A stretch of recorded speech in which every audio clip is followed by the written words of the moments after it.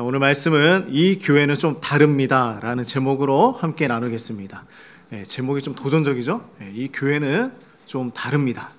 다릅니다. 우리 사랑하는 성도님들은 교회와 관련된 추억이 있으십니까? 교회와 관련되어 있는 추억들이 어떤 추억들이 있습니까? 예수로 사는 교회에 오셔서 어떤 추억이 남아지고 있습니까?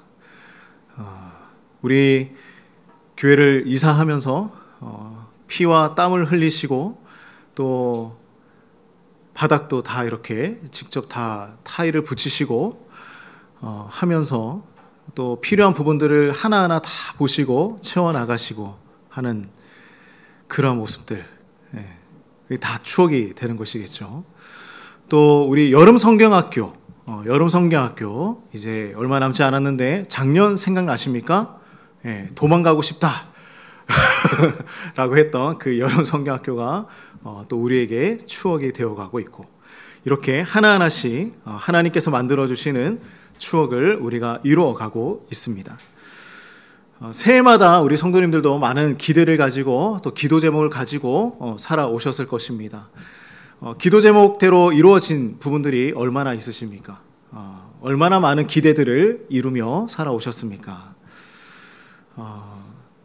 어떠세요? 기도 제목 많이 이루어 가고 있으십니까? 어떠십니까? 주님 앞에 부르짖고 외쳤던 우리 소망들이 있었죠.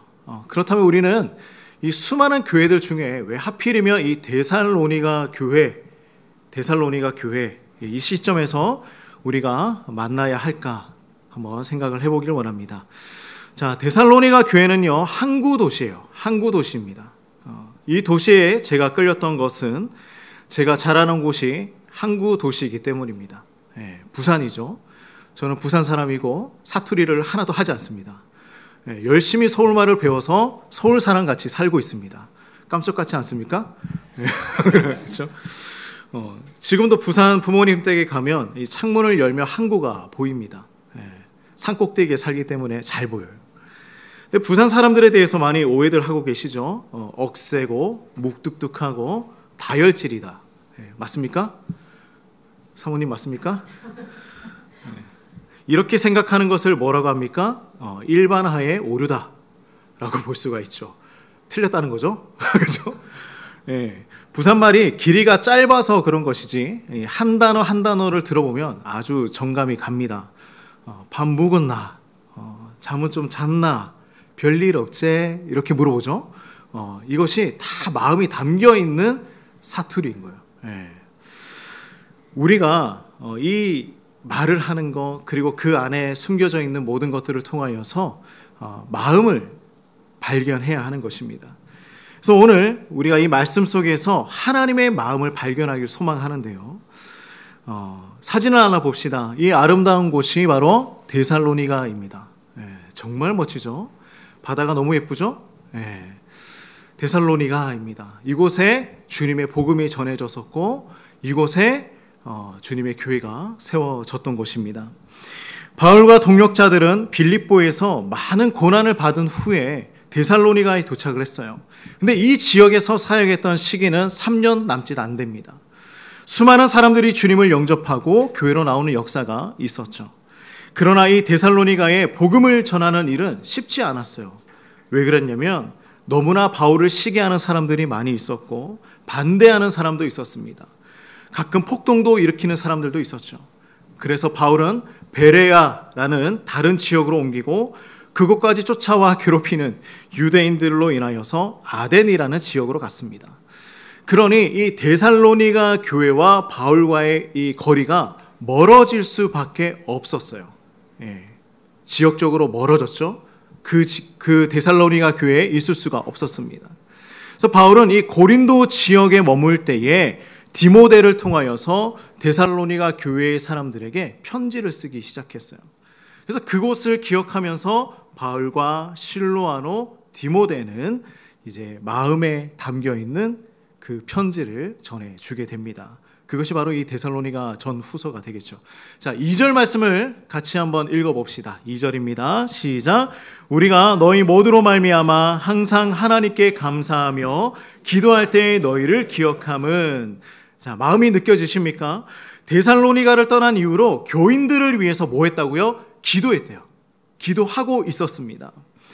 쉴 수가 없었죠. 그들을 위해 기도할 때마다 하나님께 감사하지 않을 수 없었던 그 마음, 기도할 때마다 감사가 있고 기도할 때마다 그들이 생각이 났어요. 우리 선교사님들도 그렇지 않습니까? 레바논 끊임없이 전쟁 중이죠. 그죠? 네, 괜찮아졌다고 생각했지만 또 그러고 있죠. 네. 생명의 위협도 있고요. 또 엊그제만 해도 제가 뉴스를 보니까 레바논 남부에 폭격을 당하는 일이 있었다고 합니다. 근데 그런 위험이 있어도 선교 사역을 감당하기 위해서 가시죠. 갈 거죠? 네, 가시잖아요. 네. 왜 그러냐면 엊그제 우리가 정말 제가 레바논이라는 곳을 봤을 때는 우리가 가도 되는 곳인가? 라는 생각이 들 때가 있어요. 가도 되나? 그러나 우리 선교사님들은 하나님께 기도할 때마다 그곳이 기억나고 그것이 생각나고 또 그것을 품게 하시는 하나님의 마음이 있다라는 것이죠. 바울 역시도 애타는 마음이 있었습니다. 교회가 괜찮은지, 고난을 받고 있는 것은 아닌지. 데살로니가 교인들에 대한 이 소식을 나중에서야 디모데를 통하여 듣게 되는 것이죠. 걱정과 금신과는 다르게 그의 마음에는 이 마음이 넘쳐났다고 합니다. 기쁨이 넘쳐났다라고 얘기를 하고 있어요. 그의 마음에 기쁨을 주었던 내용이 무엇이었을까요? 우리 3절 말씀을 같이 한번 읽어봅니다. 시작. 너의 믿음의 역사와 사랑의 수고와 우리 주 예수 그리스도에 대한 소망의 인내를 우리 하나님 아버지 앞에서 끊임없이 기억하매니, 그들이 믿음의 역사와 사랑의 수고와 소망의 인내를 감당하고 있다라는 소식을 들었습니다. 지금 어려움으로 인하여서 힘들게 살아가고 있지만 신앙생활을 너무 잘하고 있는 거예요. 그것을 보니 다음과 같았다라고 고백을 하고 있죠. 4절 말씀 읽어봅니다. 시작. 하나님의 사랑하심을 받은 형제들아, 너희를 택하심을 아노라. 내가 보니 너희는 택하심을 받은 민족이 맞다. 너희를 보니 택하심을 받은 하나님의 백성이 맞다라고 이야기를 하고 있습니다. 그들의 신앙과 그들의 모습을 보니 믿음과 사랑과 소망이 뜬구름 잡는 이야기가 아니라는 거예요. 그들의 신앙이 진짜고 그들의 믿음이 진짜고 그들의 소망이 진짜였다. 성도 한 명 한 명의 모습이 보이는 것입니다. 어떤 성도는 외부에 핍박이 있어도 끝까지 그 믿음을 지키고 있었고 신앙을 지키고 있었고, 어떤 성도는 교인들을 위하여, 사회의 어려운 사람들을 위하여, 이웃들을 위하여 헌신하고 봉사를 하고 있었고, 어떤 성도를 보니 다시 오실 예수님을 소망하며 어떤 환난에서도 무너지지 않고 그 소망을 지키고 살아가고 있더라. 그들이 하나의 지체를 이루어서 무엇을 하고 있었습니까? 데살로니가 교회를 세워나가고 있었다. 이것이 그들의 신앙이었죠. 그런 모습을 보니 바울이 뭐라고 합니까? 아, 하나님께서 그들을 택하셨구나. 확실하구나. 하나님의 백성이구나. 그들의 삶은 진짜라는 거예요. 말로만 하는 삶이 아니라 열매로 보여주는 삶을 살아가고 있는 것입니다. 자, 다시 한번 살펴봅시다. 5절 말씀 읽어볼까요? 자, 시작. 이는 우리 복음이 너희에게 말로만 이른 것이 아니라 우리가 너희 가운데서 너희를 위하여 어떤 사람이 된 것은 너희가 아는 바와 같으니라. 자, 그들에게 복음을 전했던 것을 한번 돌아보니 그 복음이 말로만 전해졌던 것이 아니었다라는 것이죠. 능력과 성령과 큰 확신으로 복음이 전해진 것이었습니다. 이것은 복음을 전하는 자의 능력이 뛰어나서가 아니에요. 뭔가 잘해서가 아니라 성령의 능력이었고 성령 하나님께서 행하신 증거들이었다라고 고백하고 있습니다. 복음을 듣고 예수님을 믿는 모든 사람들에게 역사하시는 성령의 능력이 바로 이것이다. 그런데 그들도 예상했을 거예요. 핍박은 있을 것이고 우리도 고난을 받게 될 것이다. 그럼에도 불구하고 다음과 같이 살아가기를 그들이 결단했던 것입니다. 자, 6절 말씀입니다. 같이 읽어봅니다. 시작. 또 너희는 많은 환난 가운데서 성령의 기쁨으로 말씀을 받아 우리와 주를 본 받은 자가 되었으니. 자, 그들은 성령의 기쁨으로 복음을 받았고요, 주님의 제자로 살아갑니다. 그렇게 살아가는 그들의 결국은 무엇을 보여주게 되었을까? 7절 말씀 한번 읽어봅니다. 시작. 그러므로 너희가 마게도냐와 아가야에 있는 모든 믿는 자의 본이 되었느니라. 제대로 예수님을 믿었을 때에 그들에게 놀라운 역사가 일어났던 것입니다. 이들에게 대한 좋은 소문이 마게도냐 전역과 고린도의 아가야 지방까지 들리게 되었다. 이것보다 기쁜 소식이 있었을까요?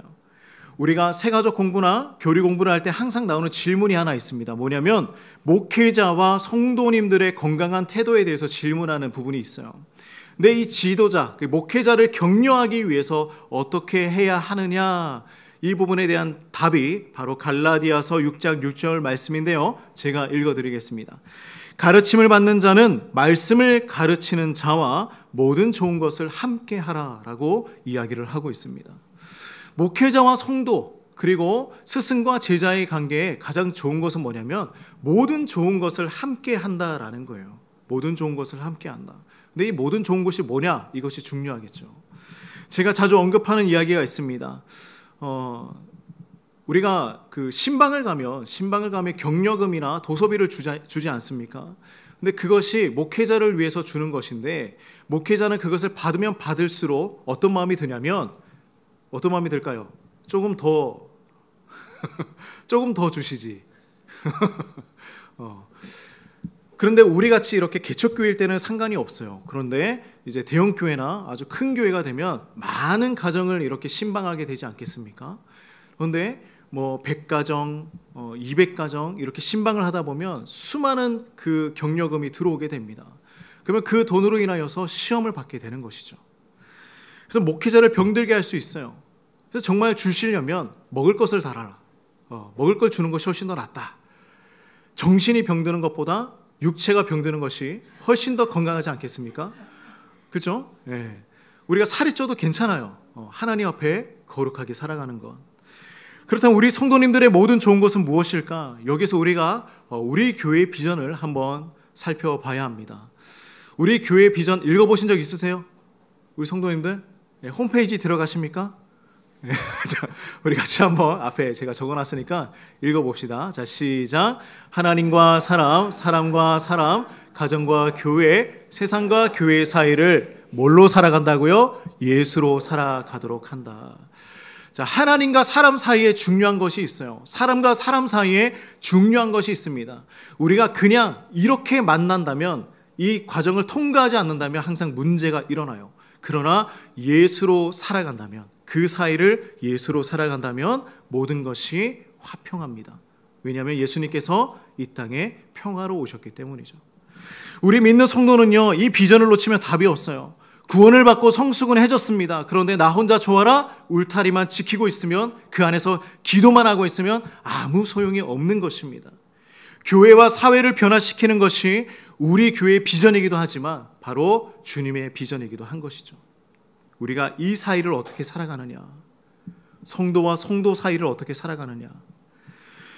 그래서 모든 좋은 것을 함께 한다는 것은요, 우리 성도님들의 믿음과 사랑과 소망이 끊임없이 자라가는 거예요. 이것만큼 좋은 것이 없어요. 목사님, 제가 말씀을 잘 들었고요, 잘 순종을 하고 또 기도하고 믿음으로 살아갔더니 지금 제 인생에 놀라운 역사가 일어났습니다. 이 고백만큼 좋은 것이 없어요. 이것이 좋은 거예요. 이것이 모든 좋은 것을 함께한다. 목회자와 성도가 함께한다는 것이 바로 이것입니다.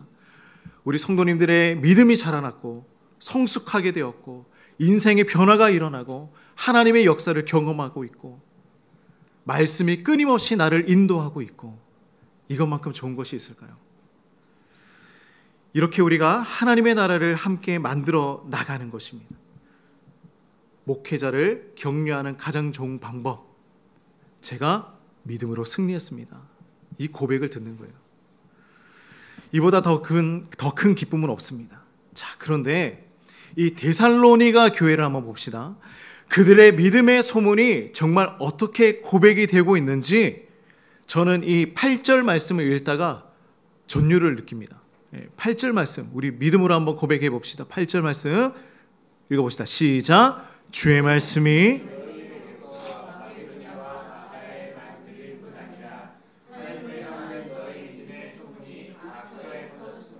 우리는 아무 말도 할 것이 없노라. 아멘. 우리는 아무 말도 할 것이 없다. 자, 바울과 실로아노와 디모데의 고백은 너무나 놀랍죠. 이렇게까지 칭찬을 하고 있습니다.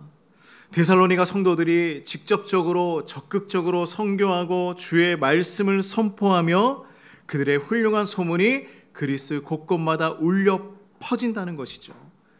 그런데 그 소문을 들어보니 뭐라고 하고 있어요? 우리는 아무 말도 할 것이 없다. 아유, 내가 할 말이 없네. 이런 느낌이 아니죠. 이런 뉘앙스가 아닙니다. 우리가 무협 영화를 보면 어떤 느낌이 있어요? 스승이 제자를 향하여서 모든 것을 가르쳐주고, 자, 이제 다 되었어. 이제 산을 내려가서 세상을 바꾸어라. 이렇게 얘기를 하죠. 바울이 보니 아무 이야기 할 게 없는 거예요. 잔소리할 것도 없고 가르쳐 줄 것도 없고 다 잘하고 있는 것입니다. 그들의 신앙이 하나님을 사모하는 그 모습을 보니 어느 하나 부족한 것이 없고 그 어느 하나 나무랄 것이 없고 그 어느 것 하나 흠잡을 것이 없어서 아무 말도 할 것이 없다. 이것만큼 칭찬이 없죠. 우리 성도님들의 삶이, 우리 교회의 모습이 이 지역사회에 이런 고백이 가득하기를 간절히 소망합니다.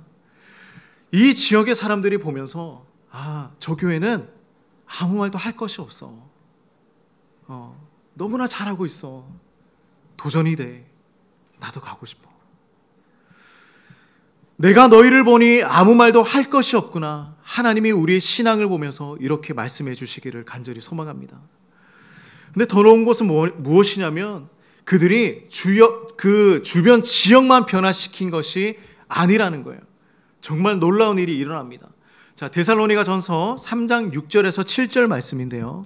읽어봅니다. 우리 앞에 화면을 보고 같이 한번 읽어봅시다. 시작.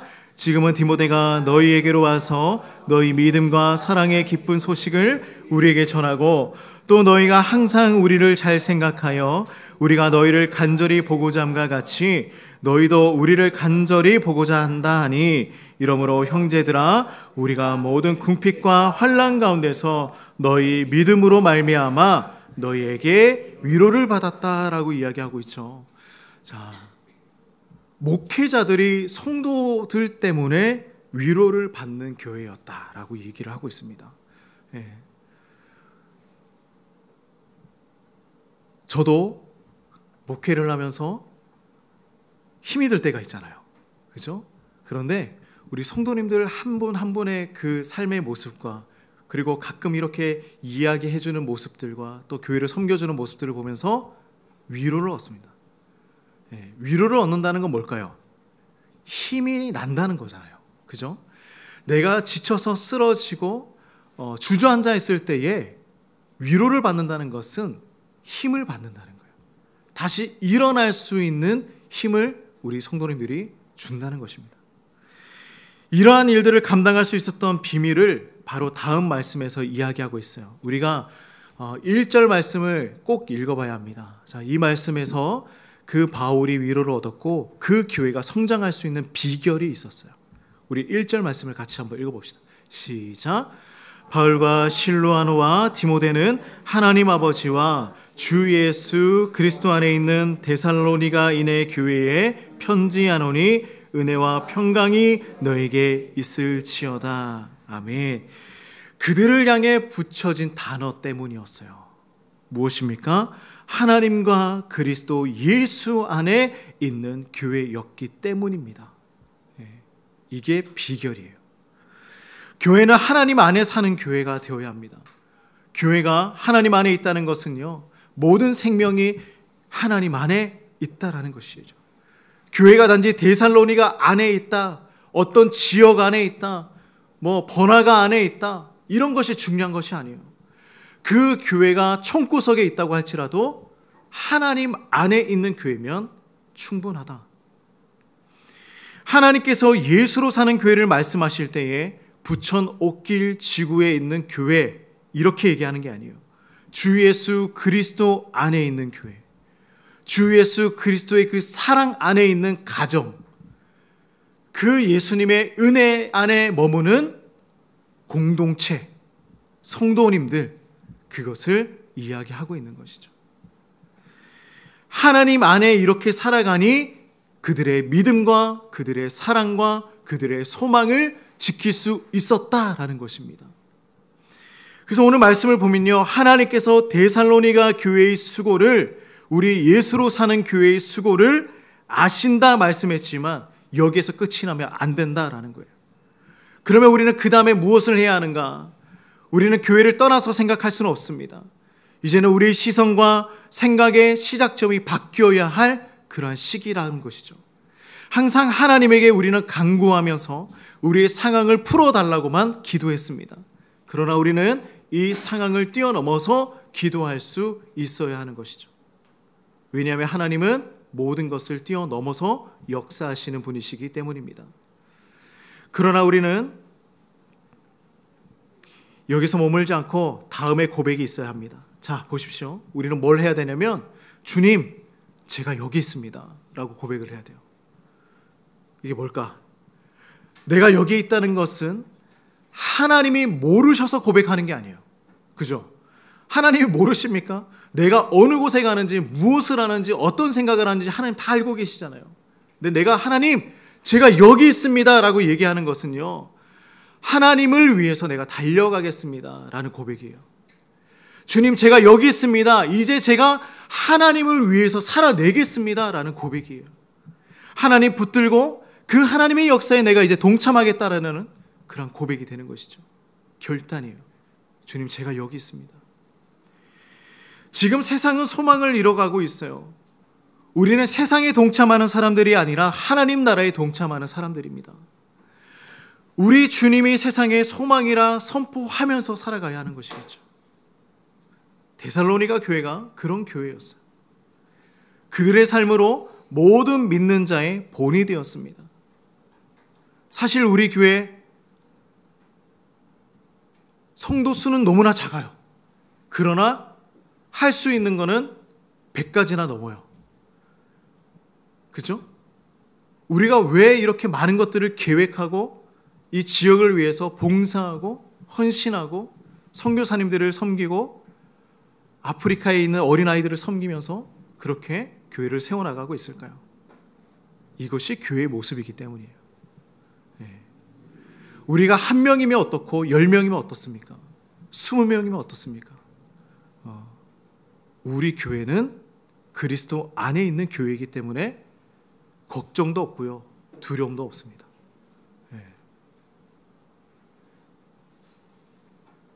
제가 교회를 세워나가면서 우는 거 봤습니까? 울지 않아요. 숨어서 울지. 행복하고 좋아요. 너무 좋습니다. 사랑하는 성도님들, 우리 그냥 이렇게 머물러 있는 것이 아니라 세상에 소망을 주는 교회가 되길 간절히 소망합니다. 우리 교회가, 우리 가정이, 우리 기업이 믿음의 역사와 사랑의 수고와 예수님에 대한 그 소망의 인내를 굳건하게 지켜나가길 소망합니다. 우리 선교사님 가정도 그렇게 되길 간절히 소망합니다. 어려움 속에서도 온 지역을 변화시키는 쓰임 있는 교회, 쓰임 받는 가정, 쓰임 받는 우리의 기업이 되시기를 주님의 이름으로 소망하며 축복합니다.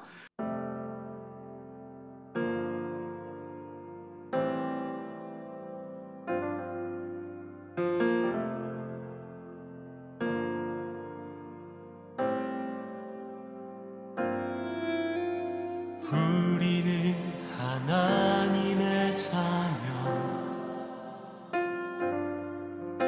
주 사랑 안에 우리 거할 때 주님 나를 사랑하신 것 같이 우리도 서로 사랑할 수 있는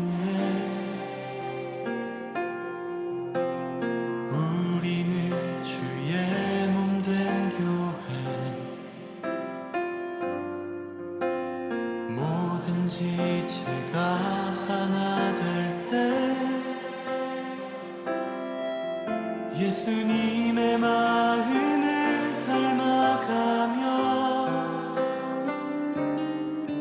고통과 즐거움 함께 나누네. 하나님 안에서 우리 서로 이어져 주가 거하실 성전이